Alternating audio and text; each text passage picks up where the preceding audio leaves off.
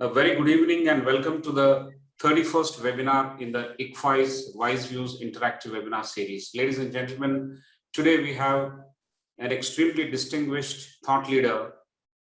He's going to speak about the crisis in financial management in the world and what are the implications for growth for Indian business. This is going to be a heavy talk. This is going to be a very interesting talk given the speaker. I'm very, very thankful. Mr. Mohan Swamy has accepted to spend this time with us in spite of his busy schedule. Welcome, sir. Welcome to this interactive webinar series. Thank you. Thank you for having me. I'm joined by Professor R. Prasad. He is the Director for Academic Good evening, sir. Hello, Dr. Prasad. And I take this opportunity to welcome all those participants who have joined from across the country, from various institutions or organizations, from various walks of life. Without wasting any further time, what I will do is I'll quickly introduce the guest, and after that, we'll hand it over to Mr. Mohan Swamy to start his talk. I will share my screen. This talk, as we usually do, we were doing this at 6:30 p.m.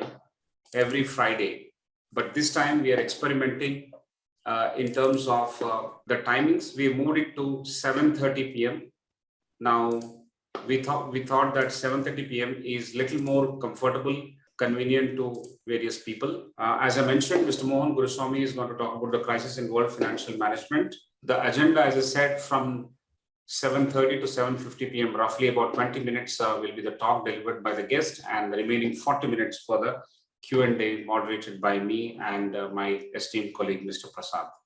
Briefly about Mr. Mohan, he has been an alumnus of some of the prestigious institutes like Nizam College in India to John F. Kennedy School of Government, Harvard University, and the Graduate School of Business, Stanford University. Mr. Mohan Swamy had an interesting career path that included teaching, senior management, journalism, and in government as advisor to the finance minister with the rank of secretary to the government of India. His astute analytical expertise is well known. Mr. Mohan is widely traveled in India and abroad and is the author of several books on policy issues, and some of the recent books being The Looming Crisis in India's Agriculture, India Issues in Development, India's World, Essays in Foreign Policy and Security Issues, India-China Relations, The Border Issue and Beyond, and the last, The Chasing the Dragon, Will India Catch Up with China? He is a frequent commentator on national and international TV and radio on matters of current interest and writes a widely read and disseminated newspaper and magazine column. His papers on redefining poverty, income inequality, backwardness of Bihar, economic development in West Bengal, FDI in retail have been published in well-regarded journals like the famous Economic and Political Weekly, Seminar, and the Journal of Public Policy UK. So we are extremely fortunate to have Mr. Mohan Swamy. Thank you, sir, once again. And I will now stop sharing the screen here. And I'll request sir to initiate his talk. Once again, on behalf of everyone at ICFAI and also on behalf of all the participants, I thank you and welcome you, sir, for this talk. Over to you, sir. Thank you, Sudhakar Rao, for having me today. I'm nicely retired in Yapra. I don't have a busy schedule, so whenever people call me, I'm quite happy to sit and talk to them, particularly since I've been keeping solitary imprisonment by myself because of the lockdown.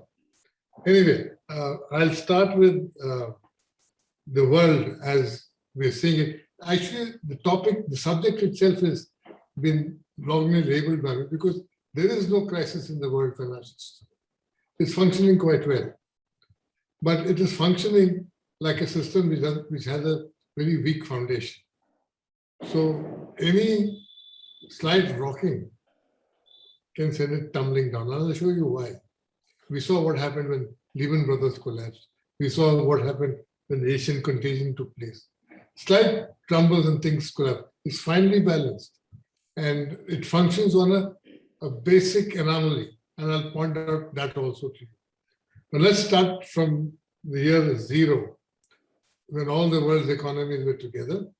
this is how they stacked up. Please have chart 1. So you can see that, countries have been going up and down. There was a moment in 1620 when the Emperor of India was Aurangzeb. Yeah, 1620, when Aurangzeb was the Emperor of Delhi. India was the world's biggest economic power. And since then, we've been coming down. The British came, the English came, and then, the slide down is evident till 1950, where we were rock bottom, about 4.7% of world GDP. That was our share from almost 36%. And since then, we've been growing. And in 2020, we are about 8%. And the outlook is looking pretty good, because if we continue to climb at this rate, we will reach, China will reach China's GDP by about 2050, and will be a little ahead of the United States also. So next, please. So the prospects are good for this economy, but will the world economy stay? That is the big question. Now, in 2018, the world GDP was 84.8 trillion and growing at 3.6%. During the past 8 years, the world GDP grew at 4% a year. Now, it was only 1.1 trillion in 1900, and it took half a century to grow to 4 trillion. And then it grew tenfold in the next 40 years to grow to 41 trillion. It's now 84 trillion because last 2 years have been slow for the world economy, and it has remained pretty much where it was. The big leaps actually began, if you look at the data, when President Richard Nixon unilaterally delinked the US dollar from the international gold standard. Now that happened because of the Yom Kippur war between Israel and the Arab countries. And the Arabs suddenly hiked the price of petroleum. And what was costing a few cents, 30 cents a barrel, suddenly began costing $6 or $7 a barrel, and it started moving upwards. And this actually made all economies very dysfunctional. Suddenly, they were all scrambling for money to pay for oil. And suddenly the Arabs were having lots of money sitting in American banks. So President Nixon actually felt that, the dollar must now be delinked from the international gold standard. And then began this great leap forward in world economies. The world economy, the dollar had a different kind of value, and the number of dollars in the market kept increasing. And I'll show you more of that. Next, please. Now, the world is the world of trade. Together, imports and exports amount to about $39 trillion. Yeah, and this is after process of globalization. And one of the biggest reasons for this is the US has become a great consumer. The world has got hooked on to selling to the United States. Now, the world trade is now 37.7 trillion and growing at 2.6%. China, including Hong Kong, is the biggest player, accounting for 5.3 trillion of world trade. The top 5 global traders account for 19.11 or 50% of global trade. So it's very concentrated in a few countries: USA, Germany, Japan, China, and EU. If you can see, EU is actually a bigger world trade player than the US. Next, please. Now, this is how exports have been going up. You see how sharply from 1970 they started growing up, because there were suddenly more dollars in hands of other people, particularly the Arabs. The dollars now then start, I show you the process, start going to American banks. And from American banks, they go out to other parts of the world. And exports suddenly start becoming bigger and bigger and bigger. It's only in the last 2 years, because of the pandemic and other reasons, they've slowed down a bit. Next, please. And this is how the trend goes between exports and imports. There's always a little gap, and I'll show you where that gap goes. Next, please. And this is what we are buying and selling: animal, vegetable, animal food, vegetables, fruit, food products, mining products, chemicals, fuels, plastic, rubber products, wood products, textiles and clothing, machinery, electric electrical goods, and there's transportation, which is aviation, things like that, and metallurgy. Now, this is where the big value addition takes place, because here is where there's conversion of raw materials into finished goods, like automobiles or whatever, which has huge value additions. Next, please. So whoever has more of this actually gets huge value additions. Now, these are the big economies in the world now. United States, China, Japan, Germany, UK, India 6. If you take it PPP, India is somewhere here 3. Next, please. Yeah, so as you can see, the world is going to be in transition. Where we are today is going to be very different from where we are going to be in 2050. 2050 is only 30 years away. And in 2050, this is how the world will start looking. China would be the world's biggest economy with $59 trillion as GDP. And India will be number 2 at $43 trillion. US is $37 trillion. Brazil 9, Japan. So it's a completely different world. The countries which were on top are suddenly going to be somewhere else. And then you have new players coming in. Vietnam is going to have a higher growth rate than India. There's Nigeria, which is going to go fast. Chinese growth rate is going to keep coming down. Indonesia is coming up. Turkey, a whole bunch of new players. Now the big old countries, their growth is going to slow down. And as I'll show you later, their share of the world economy is also coming down. So it's going to be a very different world in economic terms in 30 years from now. And if you can see the rankings in 2009, and you see the rankings now, it's a very different set of rankings. Now, this is the rise and fall of world merchandise trade. 2001, this was the trade, and this was the GDP. And they're evening out now, pretty much at the same level. The GDPs have been pretty static relatively, but trade has been going up and down. But the last 5 years, they're at holding level ground and growing at about 3% a year. Now, this is the changing share of the world. You see the rising power now is Asia. Asia in 2005 had 35% of world. By 2050, Asia will be close to 55%. European Union will shrink, United States will shrink, rest of the world will be pretty much where they are. So the power equations, economic power equations are going to change in the world quite dramatically, which is why you see when economic power equations change, generally what happens is power equations also begin to change in the world. So you can see the rise of China is linked to its economic power. And China is today able to challenge the United States because it's pretty close to the United States in terms of GDP. It was not like the Cold War power equations when the Soviet Union was much smaller than the US in terms of GDP, but could still challenge it. China's power comes from its economic power. And that is going to make it a very different world. Now, you can see how the world is changing here. Who contributed how much to the world growth in this decade we just passed through?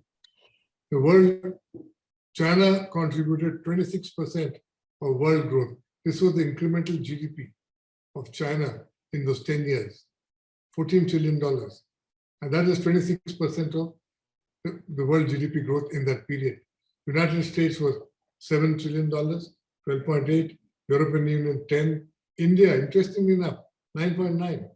That year, that decade, or 2010 to 2020, was quite remarkable for India because from we were growing at about till we slowed down at well over 7%. And now this is beginning to be threatened. Indonesia is rising. So the growth, incremental growth to the world is coming here, this big five. Now, we're all buying from each other and we are mostly selling to the United States. So where is our money going? Now, this is where we keep our money, or the total foreign exchange reserves in the world, which is about $12 trillion. The United States has $11 trillion. United States has almost $7 trillion, which is about 63% of that. Euro is $22 trillion. Nobody holds money in any of the other currencies. China has only $2.3 billion, no, $23 billion. Japanese yen, little more. Pound sterling coming down. Swiss francs down. Other currencies very low. So predominantly world reserves are held in these two, dollars and euro, and dollars increasingly. And this is how the currencies have been allocated as reserves in 2021 last quarter. United dollars is the big one, and dollars is what we trust, just like we trust God, we trust dollar. And dollar is absolute king. And euro and dollar are quite interchangeable because these two economies, currency economies, act in concert. This is a flow from 1999. The dollar has been losing ground as reserves, but still pretty much there on top. Euro has been coming down, and you can see the Japanese yen increasing little space, pound sterling also asserting itself a bit, but dollar is still the mighty king. Everybody prefers to keep their money in dollars. All international trade is done in dollars, and we keep the dollars in American banks where we think is very safe. Next, please. Now, composition of dollar reserves, I've been telling you. US dollar is still there, 62% in 2018. Next, please. So where are the foreign exchange reserves? As of last month, China had $3.4 trillion. Japan had $1.4 trillion, coming down a bit. Switzerland has $1 trillion, mostly other people's money. India has 640 billion. Russia 626 billion. Taiwan 544. Hong Kong. You add Hong Kong to China, you're looking at something very big, almost $4 trillion. South Korea, Saudi Arabia, Singapore, Brazil, and Germany. These are the big 12 in terms of their reserves, money where they are. But you notice here something which is very interesting. The United States is not here. United States, because it is a dollar economy, doesn't need to hold reserves. Actually, the total foreign reserves, the United States is $230 billion. Everybody's putting their money in American banks. It doesn't need to keep dollars in any other people's bank. So it's got all the dollars it needs. And it has got 5 printing presses. The Reserve Bank and all other banks, major currencies in the world have 1 printing press. The US has 4 Feds, 5 Feds. Now the total world reserves 12.8. And I went through these figures. I'm just summarizing what I showed you till now. All these reserves are held by individual countries in the form of bonds, mostly earning a very small interest rate. In the United States, if you get 1%, you're very lucky. Actually, in many bonds, you get 0. This is like money invested in a bank, but in reality, it is being money lent to the issuing country. Now, this is something we must remember. We are all lending money to the United States. Since the reserves are mostly in US dollars and euros, the issuing countries have little reason to hold as much reserves. US reserves account, see, I told you, 130 billion. Contrast this to India's 641 and China's 332. The last figure will tell you how much China has invested in the US and how much leverage the US can exercise over China to ensure compliant behavior. Actually, I was once at a conference in Beijing, and the Chinese Vice Minister for Foreign Economic Affairs asked me as a question, when I was sitting on the dais, he asked me, what will happen to the dollars if we ask the United States to return it back? I said, they will laugh at you. First, they won't give it back to you. 2, if you take it back, you will have to bring it back to your economy. You have to demonetize it into your currency, and then you will have hyperinflation.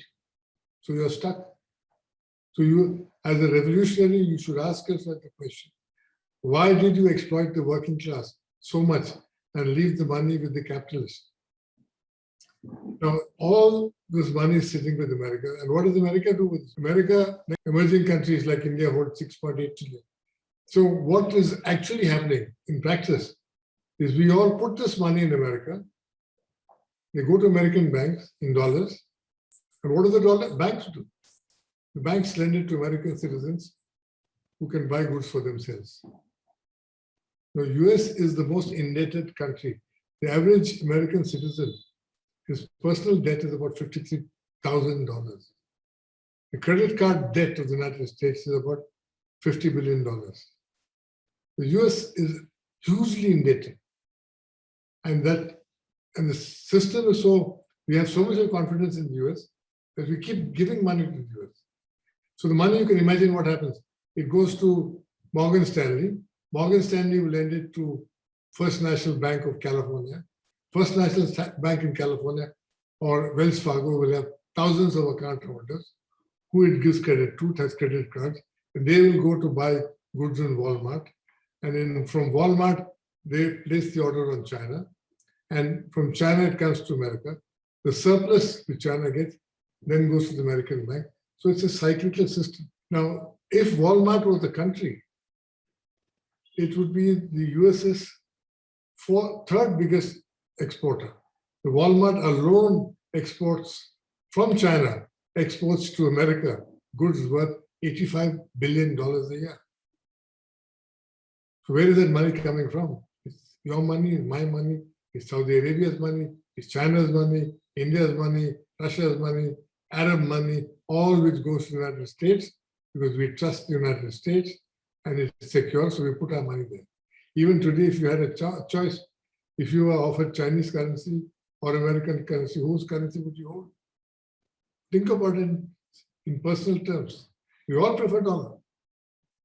So when the US is short, we just saw that last month, it just prints some more dollars, which the rest of us lap up quite happily. The US is now injecting $1.9 trillion into the economy to build infrastructure. Then they will buy cement from us, they'll buy steel from us, they'll buy bridge trusses from us, they'll buy wiring from us, copper wire, aluminum wire. Everything will go from all over the world, particularly from China, which is the world's factory. And you need software for that. So software will go from India. And each time the US goes into convulsions because of this dependency on them and its profligacy and economic mismanagement, the world goes into a tailspin. Because the USA is the world's biggest importer, and it is where the world keeps its money. There are two things you must remember. That without the United States, we're all dead. Without the United States mismanaging its economy and having a balance of payments deficit year after year, our economies will slow down. Our export economies will slow down. We're all hooked on to a basic dysfunction in the United States. World trade is supposed to be balanced. You're supposed to import as much as you export. But here what we're having is, since we're doing it in the US currency alone, the US can afford to have a basic economic imbalance. If we had trade deficits like this in India, or current account deficits like this in India, we would collapse. We would have collapsed a long time ago. What is going to happen to all our reserves? The US has just now announced that it will devalue the dollars by 33% over the next 20 years, which means an increase of 2% a year of this will lead to a 50% increase in the price level. So we're looking at a world where price levels are going to keep going up, and it will take $32 to purchase the same basket of goods for $100, which we can buy for $100 today. So what will be called the dollar in 2030 will be worth 1/3 less. So this is another fact of life. Each time you hold a dollar, you can keep buying less. So each time the longer you keep your dollar in American banks, the less you can buy. Now, this is how the system actually works. How much of time, how am I doing on time? Countries like China and India produce goods and services at low cost for consumption in the USA, which in turn pays them in dollars, which they in turn deposit in US banks. Now, how do you visualize this? Close your eyes for a moment and think that we're all on an island. On that island, India makes shirts, somebody else makes shoes, somebody else makes toasters, somebody else makes cars, somebody else makes motorbikes, lithium batteries, or whatever. And there's one guy who's making notes, printing notes, and giving it to all of us. We are exchanging that notes among ourselves for exchange of goods, and we're giving that, we're giving that guy goods for his notes. So the notes we take from him, we exchange with each other. Since money cannot sit still, the money in US banks is then lent to Americans, who today have the highest per capita indebtedness in the world, to splurge on houses, cars, plasma TVs, computers, and PlayStations, which they can often ill afford. If you compute their salaries, no Indian bank would lend in American money, because they will not meet our requirements. But in America, everybody is indebted. And if you're not indebted, then they think there's something wrong with you. So credit is very important in America. And we're all living on the US credit. And this is the historical US trade deficit from 1989. They used to have a $5 billion trade deficit. Now they have a $6 trillion $579 billion trade deficit. So this is how it keeps widening. And this is where we people get our economic growth from, in this gap. So the more this gap is, the better it is for us. If the US wants to keep its economy in order, we'll start decreasing this, and then we will get squeezed further. So this is basic dysfunction in the global system. We're all dependent on the basic flaw of the United States system of trade. They have deficits, we enjoy the deficits. Now this is the US imbalance with the trade. It doesn't have a trade surplus with anybody in the world, Nobody. Canada, look at this, 292 exports, 324. With all the top 15 countries, $1 trillion export, $1.7 trillion import. Even with India, this is merchandise goods.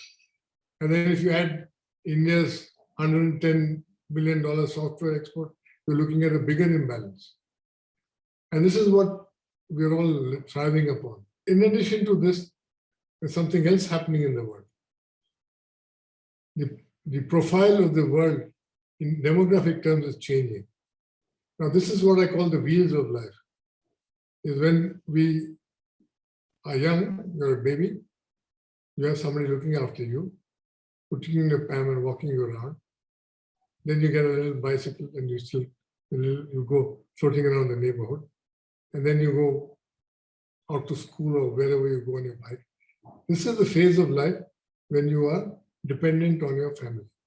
Your parents look after you. Your father, mother go to work, support you. And this is when you're in a dependent stage. The next stage is when you finish this, go to work, buy yourself a car, get a bigger car, you get a family, then you retire and go around the countryside. This is when you're at your more productive phase. This is the age between, say, 21 to about 65. This is when you're saving, you're consuming, your incomes are going up, you're saving more, you're consuming more. And this is when you are retiring, you have lots of funds, and you're spending. It's a very good phase for an economist. We call this the most interesting part. Then the dependency starts again. You need retirement, you need ambulatory nursing and nursing. When you get old, then you're not contributing to society, you're eating up your savings. So we call these two stages dependency factors. So when this dependency factor goes over this, the economy will start slowing down. Now this is what is happening. Next, please. In many places in the world. Now this was Japan in 1950. It had a lot of young people, very few old people, and the productive cohort was very high, 20 plus, very high. This is what happened in 2004. Yep. The dependency ratio increased, and now the dependency ratio is increased again. Now,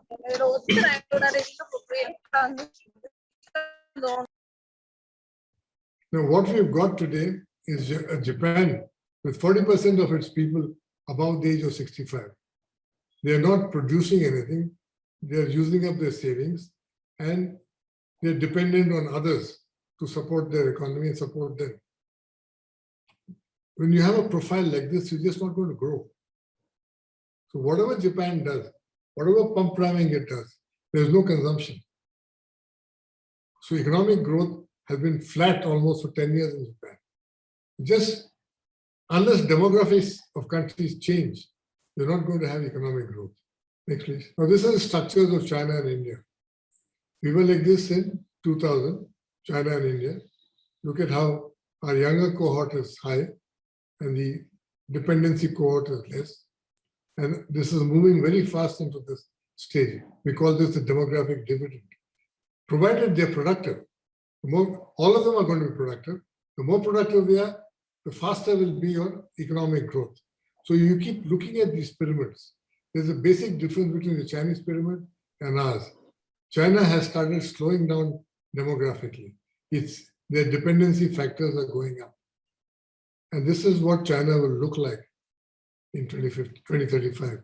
And this is what India will look like in 2035. So our demographic profile is very comfortable even till 2050, because we're going to be a growing country, a young country. Young people produce, they save, they consume. That's very important. Old people don't spend. Old people have savings. They don't produce. Young people have no savings. They don't consume, but they consume and they produce nothing. So these two people at the top and at the bottom, if these people increase over this, then your economy is slowing down. Thank you. Next, please. China is increasing dependency rates. The total dependency will start going to 64%. 39% of its population will be old age and 25% of its population will be young. This is coming down. So this will start rising. Now, this is China's aging problem now, and why it has to grow very fast. And when China starts slowing down, things will start slowing down in the world for all of us also. Life expectancy has doubled from 35 in 49 to 75 today. It was a miraculous achievement. The fertility rate also has plummeted. Now that is a problem, far below the 2.1 needed to keep population stable. But China has got a declining population. It has moved from labor surplus to labor shortage in the fastest pace in history. Labor shortage means wages go up. Wages go up means exports start coming down. In 2011, its workforce shrank for the first time, years before anyone had predicted. If workforce shrinks, it'll have to get more productive and go into the higher value addition chain. So China is producing more sophisticated goods where it's competing with Japan and Europe. So the conclusion is that China will be old before it gets rich like America. So there is a limit to China's growth because how its demography is changing. Next, please. India's dependency ratio look pretty good. Till 2050, we're doing okay. The only change, upward movement trajectory takes place in 2045. But I'll tell you this much. This is also not correct. These ratios are going to actually get better because we told the WHO that we will stop growing by 2030, that our population will stabilize at $1.44 billion. And that's not happening. Actually, I did a paper some years ago on Indian population growth. We will keep growing till 2090. That's the good news. This ratio will keep coming down. But the bad news is that the South will stop growing. The North will stop growing, that's Punjab and Haryana.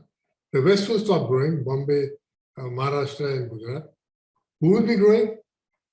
Bihar, Uttar Pradesh, Orissa, Madhya Pradesh to some extent, and Rajasthan.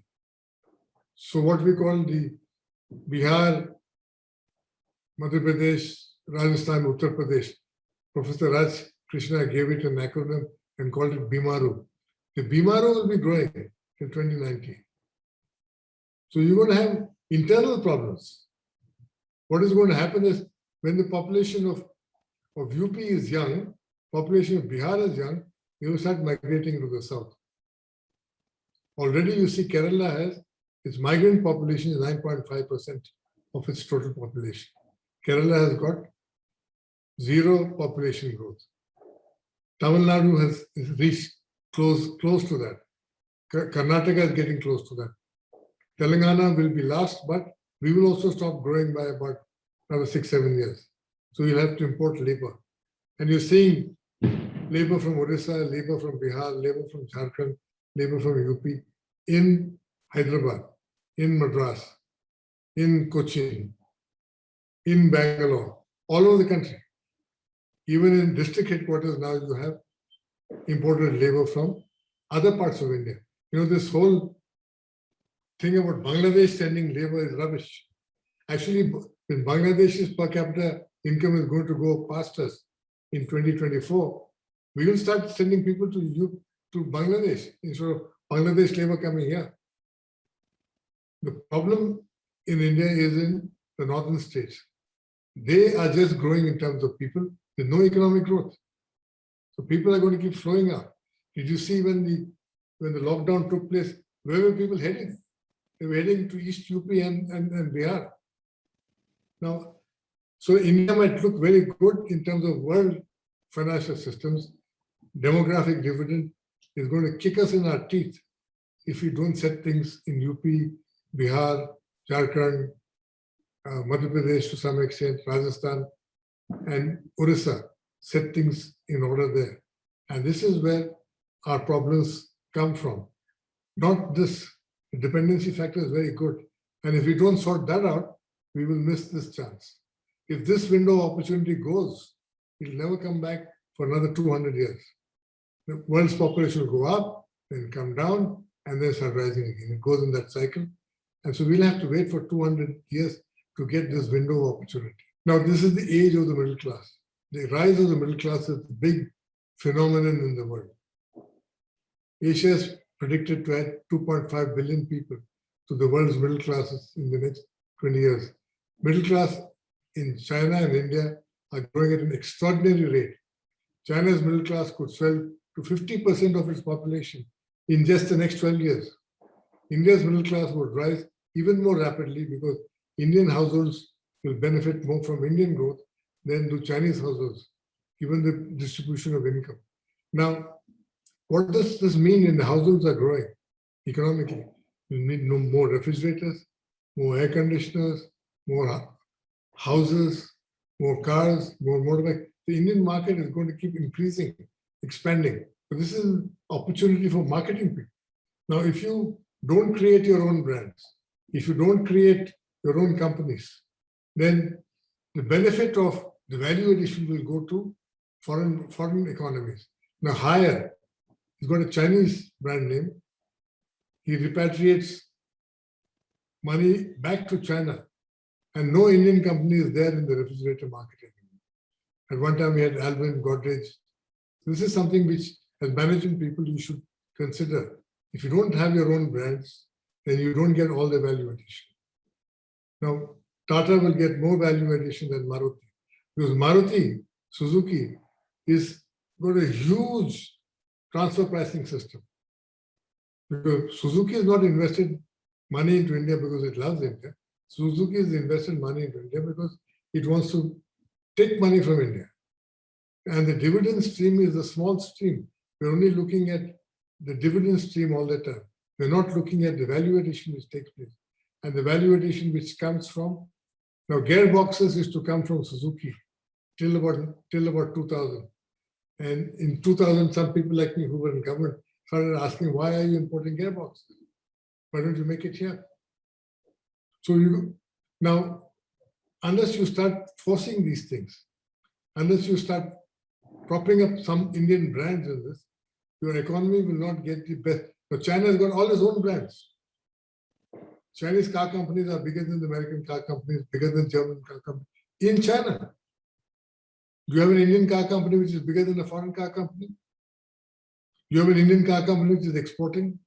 But these are things, even coffee which goes from India will go under a foreign branding, either Nescafe or Brook Bond or whatever. The value addition is kept abroad. We'll only sell it as a commodity. But when you turn it into a brand and sell it to people, then you get the value addition. So we're missing out all that. And this is something, I'm not pleading for nationalism, but I'm pleading for some concern on this. But this is something we should be worried about. We can't be an exporter of commodities. You've got to be an exporter of brands. And that India is missing. And finally, what else will reshape the world is the growing urbanization. You see India's urbanization, how it is thickening up. If you're urban, you need a pakka house, you need a fan, you need transportation, you need electricity, you need maybe air conditioning, maybe all kinds of appliances. The more you urbanize, faster you will grow. Now, Chinese urbanization is slowing down. No more urbanization, China, because they've reached a level of high urbanization. Now, this is the difference between India and China. As you see, this is the world's expanding middle class, this dark blue chart which is rising very high. And this is India is still going up. And this is our friend, the People's Republic of China, where the middle class growth is going to come down. So this is our opportunity. But then I told you, we've got that internal problem hanging over us. If we can't sort it out, if UP can't post economic growth rates, Bihar can't post growth rates, Bihar can't industrialize, Bihar is only an exporter of labor, then outlooks start dimming. And this is the share of world middle class consumption. India's middle class will start consuming more. More of the world's growth will start coming from India. This is how in the perfect world, this is how it is projected to look. But will it continue to look? You see what we did to our economy in the last 5 years. We haven't grown. Demonetization broke our back. Then the hurried imposition of GST after breaking our back with demonetization. And then the coronavirus, the lockdown, and unwillingness to pump prime the economy. When everybody else printed money and added to their deficits, US added 15%, Britain added 22%, Japan added money, EU added money. But India, we were the most conservative. We added only 1.6% of GDP in terms of pump priming. So we're effectively shooting ourselves in our feet. We have a great opportunity. Next, please. So there we are. My story of India, its hopes and its problems. Now I would be quite willing to take questions from you. Thank you, sir. Thank you very much for that extremely profound landscape of the global world GDP. You have looked at last 2 decades and you also looked ahead the next 3 decades. And that's quite comprehensive. I think this masterclass talks about the rise of economic power, how it has changed the power equations in the past, current, and also in future, how it is going to actually affect all of us. And the rise of Asian economies, especially China and India, and a few other economies like Vietnam that you talked about, is of very interesting observation. US is the highest indebtedness in the world as a country. That is another important point that we have taken away. But the young cohorts are going to drive the economy forward, and therefore the demographic balance or the demographic composition is going to be extremely important for us as we move forward. And the rise of middle class, how China is going to be limited by the age factor, and how the middle class is going to rise across China, across the world, and that's going to actually determine and the implication that you have suggested to create your own brands and the implications for marketing is also very interesting takeaway. And the urbanization, the greater the urbanization, greater is the chance of growth for your economy. With these limited observations, I would like to begin the question and answer session. Usually we would like to summarize, but in the interest of time now, I would not like to summarize. There are lots of questions. As many participants have keyed in their questions with us, we have clustered all these into about 4 or 5 important clusters, and then we will alternate between myself and Professor R. Prasad. I will now invoke Professor R. Prasad, who is the Director for Academic Wing at ICFAI Group. Professor Prasad, straight away, please start your questions. Thank you, Professor Rao. Sir, that has been brilliant.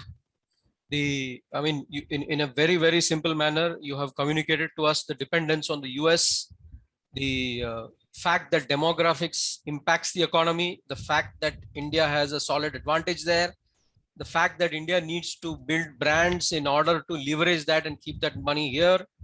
I think the flow of thought has been good for us to understand, and I think these are some of these points we normally don't get to understand.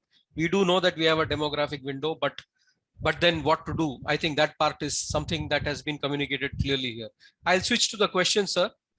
The first question is about how can corporate India use this advantage to their benefit? Yes, you did indicate about the brands, but if you can elaborate a bit more, sir. Well, for a start, we have to start exporting more. I would like to see a system where we have corporate balance sheets which indicate a trade deficit, how much you import and how much you export. We can't be an importing country. We can't have trade deficits of $60, $70 billion or $50 billion a year continuously, which means effectively you're devaluing. This whole notion which we are imbibing that import is good is like, saying that tea tastes sweeter with sugar. The more sugar you add, the better, but it'll kill you in the end. So, you got to export, you got to find markets abroad, you got to sell your goods abroad. And this is where the Chinese excel. They sell the entire, there's no country in the world which makes what's this little thing which goes into computers. It all comes from China. 90% of mobile phones, 96% of mobile phones come from China. The Chinese, at one time, Apple and Samsung used to be big brands. But Chinese brands are now bigger than the big two because they allowed manufacturing and learned how to make it. But the courage of the Chinese entrepreneur to go into the market with his own brand, whatever the Oppo, OnePlus or 2+, Redmi, all these White Me or whatever, it's quite remarkable. We haven't had a single brand from India. Look at the cars. This fellow goes and buys a sports car brand in England. He buys the brand, NG, which made small 2-seater sports cars, brings it, takes it to China where he's making a van, a Baijun van in Shanghai, then puts up a car plant in India to make NG Hector or Seltos, what do you call it? Hector. And even the badge is inappropriate. It's a sports car brand, he's selling an SUV. But he's got market share. He's got market share in China, he's got market share here, and he's looking at our market. He's got Chinese companies, what's the other Chinese company which has come now? One more coming very soon. Now, there's no Indian brand left in this, except Tatas. The Tatas have only ramped up quality now. But no Tata car is exported. Cars which are exported from India are Ford, Hyundai, GM when it was there, and Suzuki. Now, Suzuki's exports are very interesting. Suzuki's exports will go to its Japanese agency at cost price and then sold to Israel or in Italy or wherever at a marked up price. So the markup goes out. Same thing is going to happen to tea.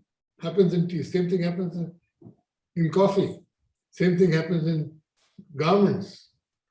So a brand markup takes place abroad. And this is something you can't afford. You can't. So, Indian entrepreneurs have to up their game. And then rather than, Konosuke Matsushita, after World War II, he was the founder of, Panasonic and National. Matsushita decided himself that this will never happen to Japan again. That there's an American general sitting here at a higher rank than our emperor and telling us what to do. The ignominy of that, he said, should never happen to Japan. So what did he do? He started making television sets, radio sets. The first thing is he makes a television set. He goes to America and buys up the biggest television manufacturer, Zenith, and then closes it down and starts exporting television sets to Japan, from Japan to America. Honda and Toyota make more cars in America than Ford does. So this is how you go and capture markets. You treat it as old-fashioned colonialism. In the old days, you went and occupied a country. In the new days, you go and take their market. Now, India is pretty much an occupied country. We don't get rankled by it. We're so globalized and internationalized. We don't care about it. And this is something we should do. And people who create brands or make brands, marketing people, we should be looking at this very carefully. Have we got our own brands? If I were a managing director of an Indian company, I'd worry about not having a brand. If Tata Motors, it owns Jaguar, which makes some of the best cars in the world, but doesn't have a brand recognition in India till last year or so. And there's no other Indian brand. Do you have a brand in air conditioning? I used to run a company which made air conditioning compressors. We made 50,000 compressors a year, and that was 50% of the market 30 years ago. Today, the market for air conditioning is 4 million units a year. 4 million compressors, but 0 compressors made in India. 0. The Prime Minister has appointed a task force headed by Pawan Goenka now of Mahindra's to inquire into how we can create an air conditioning industry in India. We have an air conditioning assembly industry in India. We have a refrigerator assembly industry in India. We don't have, when you make the entire value chain, you make the compressors, you make the parts, then you get huge value additions to the economy. We're in the assembly business. Our industries are in the assembly business. This is something people in manufacturing, people who run companies, chief executives, patriots, everybody's going and seeing the new movie, what's it called? Well, you got to define patriotism again. You got to define nationalism again. So we're quite satisfied with, shouting at Pakistan, launching a few beat-up raids now and then, and think that, that is great nationalism. But nationalism is winning markets.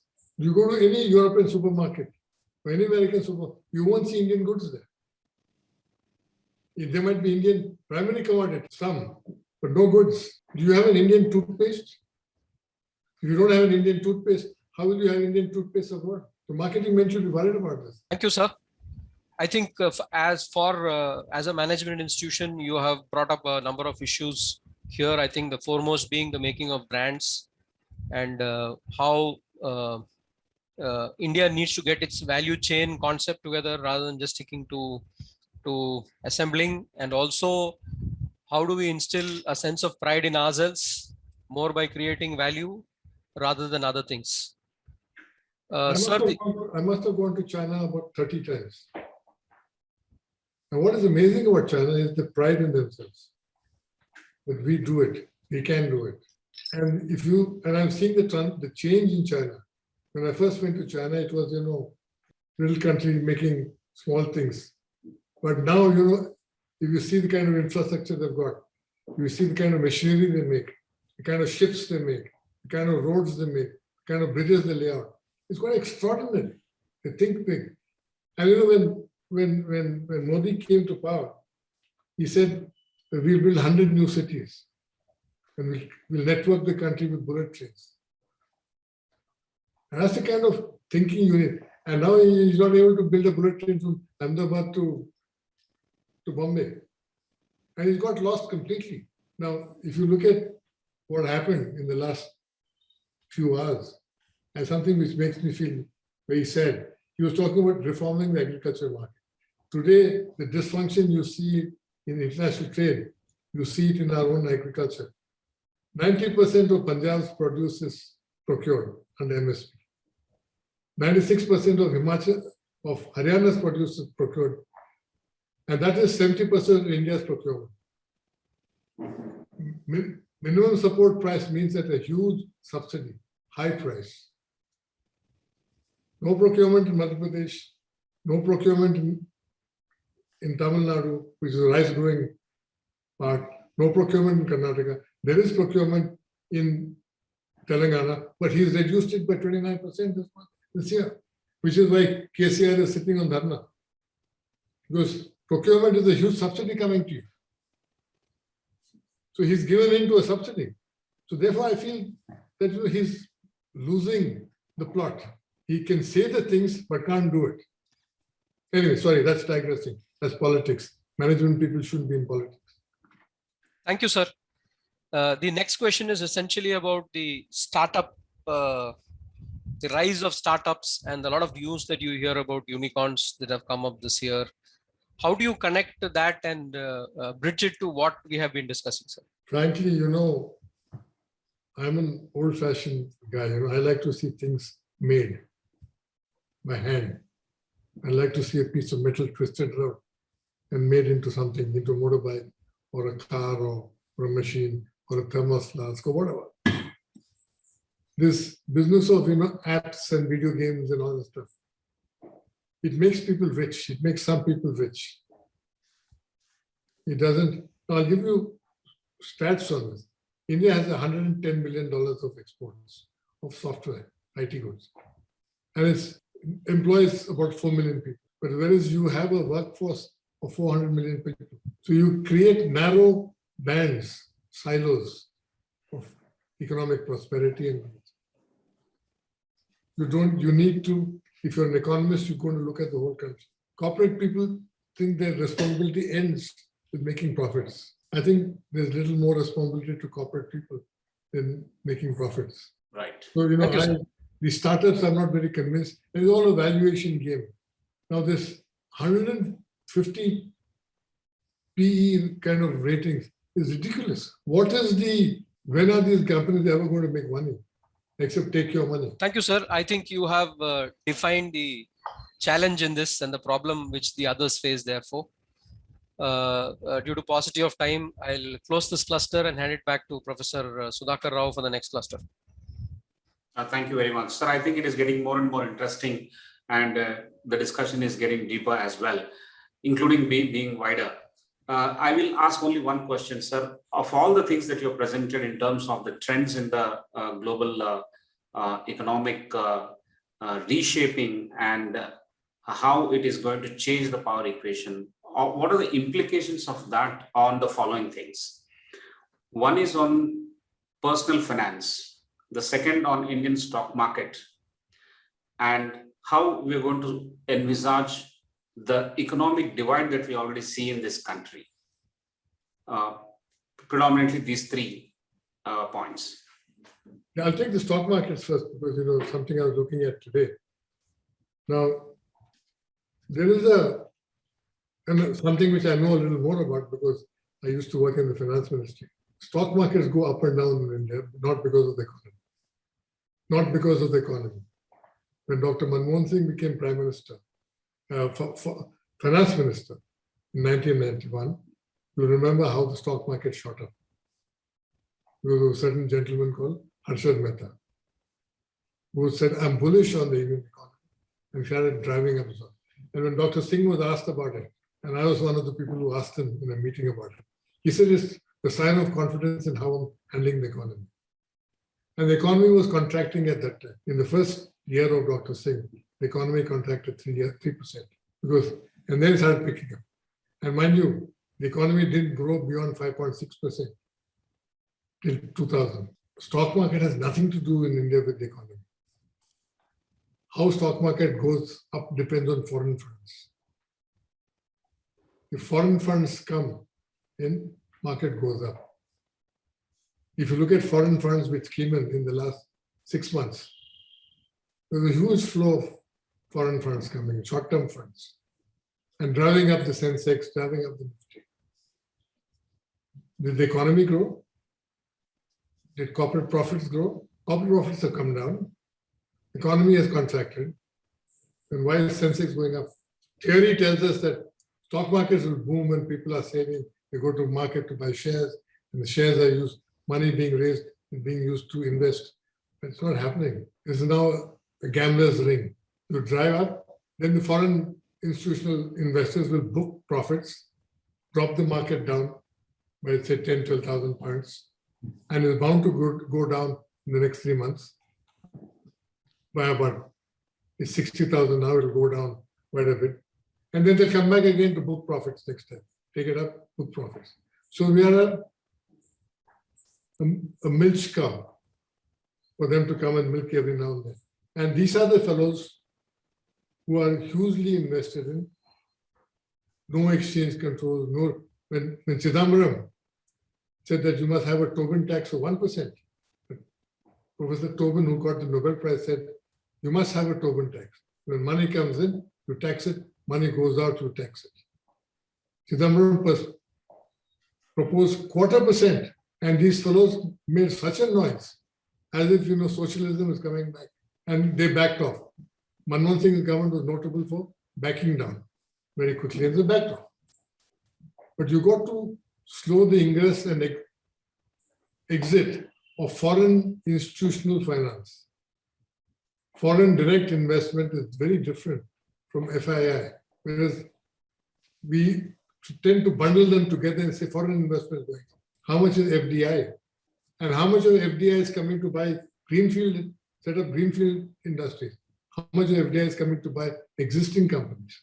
These are things which you should disaggregate and look. And corporate people should start looking at these things. You don't look at these things. You're only looking at bottom line. And so corporate people need to start looking at things like Matsushita did. And incidentally, when Matsushita died, there were 5 presidents who went to his funeral. President Bush, President Clinton, the British Prime Minister, and the Japanese Prime Minister. That's the kind of power and influence the corporate chairman developed in Japan. And when are we going to have a corporate chief who's going to be like that? So only these people will change countries. And management institutions like you has to provide such people. You've got to make people bold, daring, go on and make something. Right, sir. Thank you very much for that response. Again, in the interest of time, what I'll do is I'll now invite Sanjay to ask his question. Sanjay, quickly, if you can put it together, and we will save more time for the speaker. I should warn you about Sanjay.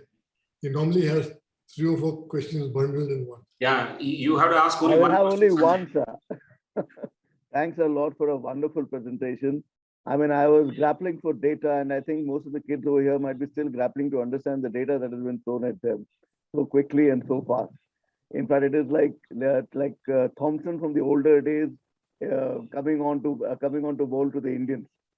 I had just one particular question which I had posed earlier, sir, and which Sudhakar also has, which could be modified and has been answered partially.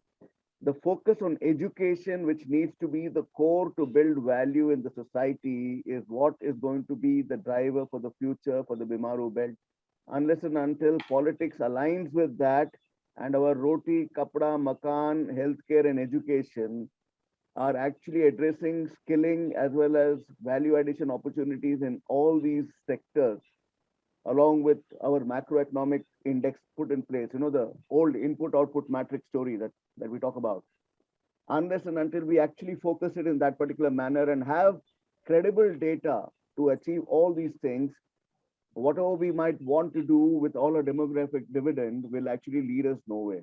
So what would be your advice to the current set of leaders and also the politicians, the decision makers, to let the flow of the people not be arrested? I think the most important thing is the biggest problem with India is that our politics are adversarial. We don't talk. You look at the flip-flops. UPA wanted GST, NDA opposed it. NDA comes to power, adopts GST, UPA opposes it. So you can't have such kind of politics. You got to take people into confidence. as a build consensus that these things we will do together. And you can't run politics, a government, a country in perpetual election fighting mode. You can't keep fighting all the time.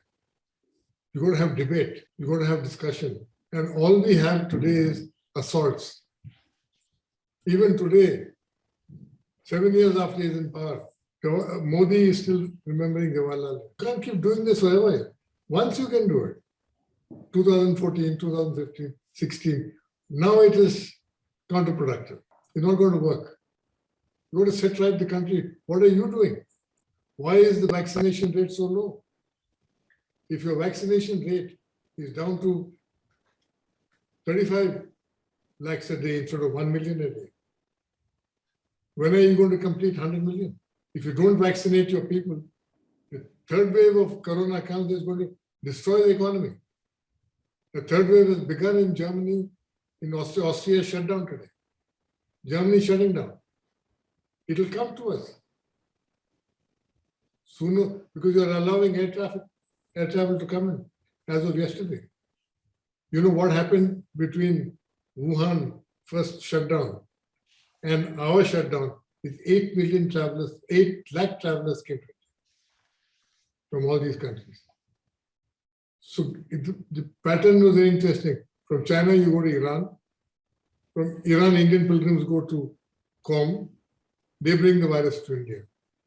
Somebody else comes from Indonesia, brings the virus to India. Somebody goes to London. Delta virus began in London, came back to us. It began in India, went to London, and came back to us. Now it's gone to South Africa, it's gone to South America, it's gone to America, everywhere. So you can't stop this virus. The only way you can stop it is vaccinate. And you're falling short in vaccination. Not short of vaccine. Now, you're short of the act of vaccinating. We just slowed down. There's no war footing on this. And unless you start cooperating with other parties, other factions in your system, you're not going to get this. I should like to see the Congress party go out and say, telling everybody vaccinate, for heaven's sake, vaccinate.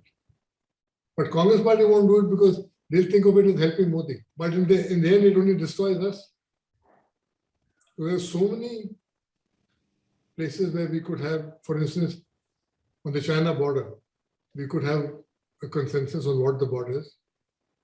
Does anybody here know what the Constitution of India looked like? Constitution of India came with a map. If you look at the map, Aksai Chin is not there. When Aksai Chin came into Indian map, it was a story by itself.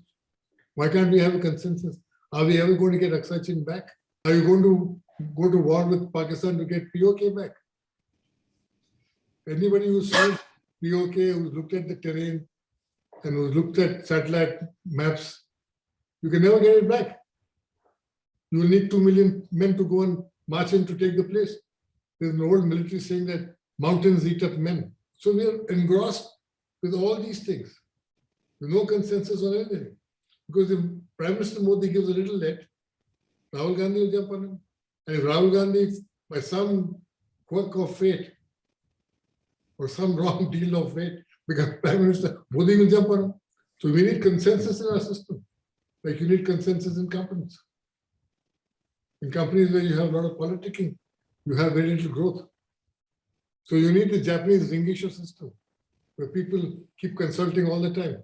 We don't have a forum where our leaders can sit and talk. These guys don't even socialize. When Jawaharlal Nehru was Prime Minister, when Indira Gandhi was Prime Minister, opposition people went there and socialized. They went to dinners and around. Rashtrapati Bhavan dinners, leaders of opposition were invited. So you mixed around, you spoke privately on a few things. These people are divided, they don't talk to each other. They walk away. I've seen this happen myself. Prime Minister Vajpayee used to call people to his house to meet and to discuss. He could pick up a phone and talk to an opposition chief minister and say, "Ye kya kar rahe hain aap? Isko rehne dijiye na." I see him say that. So if you are divided like this, you will never set right your economy. My first advice to Sanjay, since you can talk to Prime Minister Modi, is to conciliate. Right, sir. Thank you. Thank you very much for that answer and advice that we need to have a lot of cooperation and also consensus in our leadership, especially political leadership. The Japanese leadership skills is what we are lacking, or we are required to have. Forum for consultation and socializing is always required. Thank you very much for that, sir. I quickly, before I close my cluster, what I'll do is I'll quickly request Ms. Anita Raman to ask a question very, very quickly. You have to take less than a minute to pose that question. Ms. Anita Raman. Yes, sir. I think, am I audible? Yes, yes. Yeah, thank you. So good evening, sir, for a wonderful, wonderful session. So my question is, you had a very critical observation of how many of the economies are parking their reserves in USD. Okay. Although Euro had been given a competition, tough competition during 2000, but we still find that most of our country's reserves are going into USD. Now, SDRs, which were as an alternative for some time, but still, do you have any suggestions as to where we could invest our reserves so that it would be more productive and contributing? If you ask me where we should put our reserves, put it in American banks. This is safest there. Are you going to put your reserves in China? Are you going to put it with anybody else? You put your money into a bank you trust. Right. Okay, that is the harsh reality. But also know the reality of that bank, that bank is heavily indebted. So you expect periodic shocks. But there's no other alternative right now. So that bank is not going to let another bank come. Even when a little fellow like Colonel Gaddafi said, I'm going to keep my reserves in gold. You know what happened to him? The US will protect that dollar, the primacy of the dollar, till death. Even the Chinese today dare not do it. You have no choice. Enjoy yourself. But also remember that there's a basic weakness in the structure. It's like builders who build tall buildings with small foundation. Earthquake comes, going to fall. Right, sir. Thank you very much. I have one small question before I hand it over to Professor Prasad for the next cluster. What is your commentary on the cryptocurrencies that is the buzz at this point in time? I think it's bogus. Sorry, sir? I think it's bogus. Bogus. The way of, everybody says, values go. Today one fellow went up by 70,000%. What is the cryptocurrency? Some guy says, this is my Bitcoin. He's not backed it up with anything. He's not backed it up with an economy. He's not an authorized central bank. Value is going up. Wonderful. So you can say I'm a fool because you're missing the chance of opportunity. But I would never invest in something which is so patently bogus. I'm sorry, a lot of young people are invested in cryptocurrency. Prime Minister also chaired a meeting yesterday on cryptocurrency. Patently bogus. Chinese have banned it, say that it's an anti-national activity. And your money could grow tomorrow from, like this fellow grew from 70,000%. Can you imagine a 70,000% growth? If I were running government, I'd say lock the fellow up. But great, great. So I'm sorry. No problem. I think you're very clear. You're very clear when you said you would never invest in anything that is so patently bogus. So that is going to remain etched in our minds. What I'll quickly do is I'll hand it over to Professor Prasad to probably pick up one or two questions in the next cluster. We are already striking 9 p.m. So that's an alert. Professor Prasad. Thank you. I think I'm going to get the focus back to practitioners. The corporate India doesn't seem to be doing what it is supposed to do. Hopefully it will. Government policies not in our control, politics not in our control. So I'll come back to the young India, the entrepreneurs, and also focus back on the question of employment, which is where the solution lies. I mean, a stable solution lies. So the question is, what kind of industries, business ideas for employment and branding, if you put together, where is the potential lying? I mean, what can the young guys who are listening in here think about, do about, teach about, so that there is something, some light at the end of the tunnel here? No. For young people, I always say that you have an obligation to better your life. You have an obligation to rise in your management hierarchies. You have an obligation to become rich. You have an obligation to have families. You have an obligation to consume and all that. Do that by all means. But out of every 100, you must have 2 leaders, or 3 leaders, guys who beat a different path. We are beating all of our chaps into conformity. You're not getting any new entrepreneurs. What you're providing, the world is hustlers, Bitcoin, e-commerce, app, this and that, which no tangible value except for themselves. Value addition is a very different thing. Value addition to a service, to a product is very different. I think you should teach them that. I think notions of how there are different kinds of value additions. So for instance, the value addition from Indian IT exports is almost $110 billion. With nothing you create software from the air. You're getting work, you fill it up, send it back.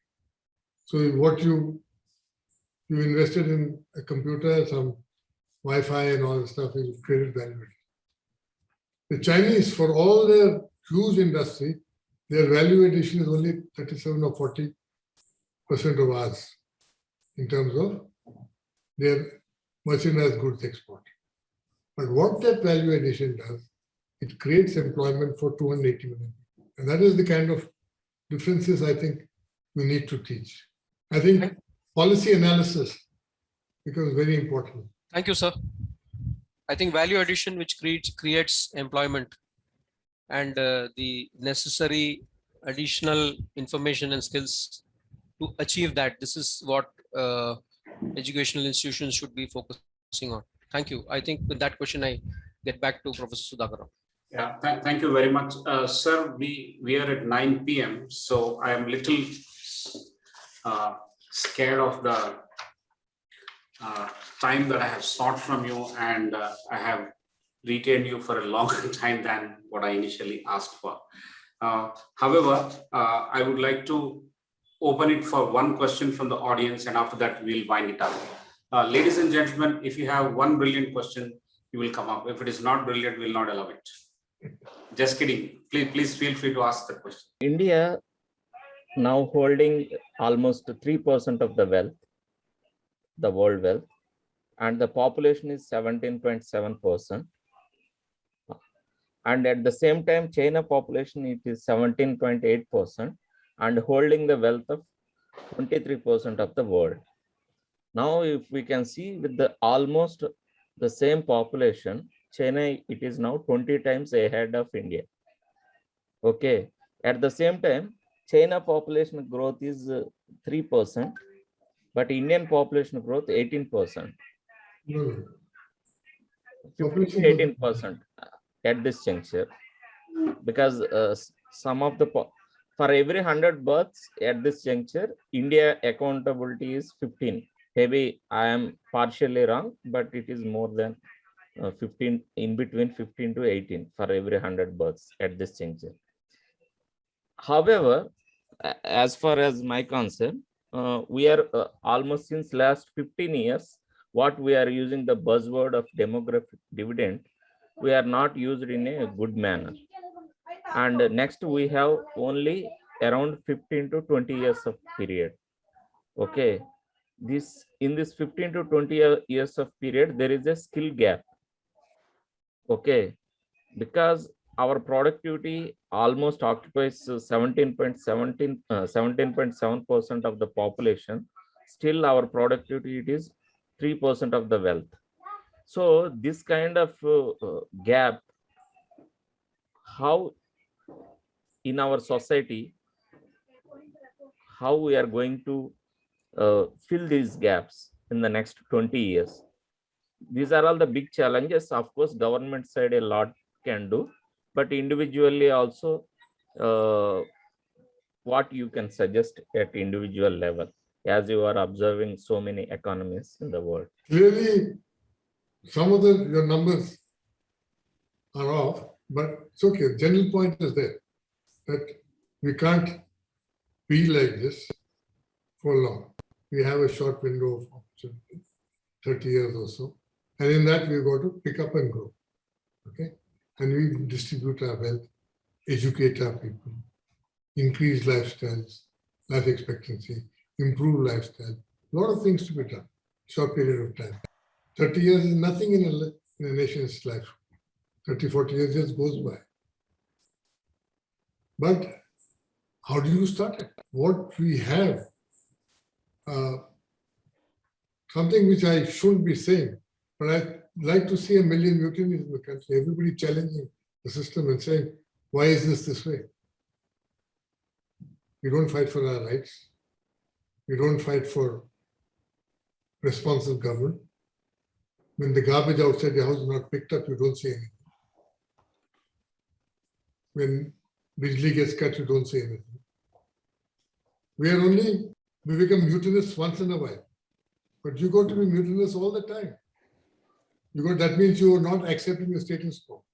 It's a very different thing, There's no input-output model to get an economy going. After all these years of giving Nobel Prizes for economics, the Nobel Prizes committee has now come down to behavioral economy. How do you change people's behavior? How do you study people's behavior? People don't behave in very rational terms economically. So therefore why does a man want to be, in the old days, want to be a king or a commander-in-chief, who about seizing power? It's some drive in them. And I'd like to see management schools create people with drive, an ambition to excel, ambition for some greatness. So I'd like to see that. And unless you do that, you will not get the growth which you are talking about. If you go to China, you see that drive in people. Even a small fellow will be selling something. When I first went to China, the first thing I noticed was one guy, fellow selling a small flower pot with a plastic flower in it, which had a small solar motor in it, and the flower kept open and closed. That is fascinating. And he was selling it for, 10 yuan or some ridiculous amount. See, all the things which they sell on our payments, string lights. Can't we make string lights here? These are the things which actually somebody sent me a remarkable film yesterday on how the Chinese improvise on small things. Those are the little, when Honda went to America and they started selling cars and the market share kept increasing, Ford analyzed why they were not buying Ford cars. They had a huge research team, went out. They found out that people were buying Honda cars because you got a place to put your coffee when you're driving the car. The Japanese fellows realized that Americans go drive 20 kilometers or 30 kilometers a day to work and they have coffee in the car. So they created a place for cup. So people are buying them, but people are not going to say, I'm buying that Honda because of the cup. Then they say it's got a better engine, got a better shape, all that. But the number one reason was when you did serious research, there was a mug holder. Then they had a place to put your file, to put your thermos flask. And it took the Americans 10 years to come up with a place to put a mug. And that's innovation. So that's the kind of leadership you need. Small things. Corporate people need that. Great. Thank you. Thank you very much, sir. I think we have come to an end of this amazing session. And you started with the dependence of the world on US economy or as a country in US and how the global trade imbalance is continuing and how various other factors are going to reshape this in the next 2 to 3 decades in terms of demographics, in terms of rising middle class, in terms of urbanization. From there, you have very succinctly highlighted the action points or insightful actions for the corporates and the young people, both in this country and around the world. And pinpointedly, you measured that we need new kind of leadership both at political level as well as at the corporate level. At political level, a consultation politics, and at corporate level, try and provide new entrepreneurs, leadership that will aspire better, leadership that looks into creating new entrepreneurs rather than hustlers. I think these are very, very important insights that you have given us. And also, you touched upon the mindset of the people in general, how they will have to behave, keep questioning for your rights, fight for your rights, and seek responsive governments. And then the leadership exhibited by Japanese organizations is something where we can take a cue from. The pride in yourself that you can do is most widely displayed in China. That is what is required here. Therefore, the definition of the patriotism or the nationalism is basically to create value or add value, rather than talking about narrow terms of patriotism. I think it's a wonderful session. All in all, we will not be able to summarize this in the short span of time that we have, but this recorded session will help us in arriving at a summary. Ladies and gentlemen, we are going to put the summary also on archives on our website. You can peacefully go through that, and the summary will help you take away more easily all the points and the insights shared by Mr. Mohan Guruswamy today in this amazing session. Sir, we can't thank you enough for your time and the value addition that you have provided to us. We felt that this platform is too small for the largest of the talk that you have delivered. I am very, very happy, and I'm sure all the members around the screen are also equally happy for having listened to you. So on behalf of Professor Prasad, on behalf of our Vice Chancellor and everyone in the ICFAI system, we wholeheartedly thank you, sir, for this wonderful session that you have delivered. Thank you very much. Thank you. Ladies and gentlemen, I will also mention that next Friday we are going to meet again at 7:30 p.m. Mr. Nilesh Shah, the founder and CEO of Envision Capital, is going to deliver a talk and also have an interesting conversation. So tune in. We will see you next Friday, 26th of November at 7:30 p.m. Thank you all for enriching this conversation with your very, very interesting questions. We are always falling short of time when we have a very big guest like this as Mr. Mohan Guruswamy, but we'll try and see how we can capture everything in the summary, which I promised will be there on our archives. Once again, thank you all. Thank you all for making this masterclass so very interesting and so very insightful. Thank you, sir.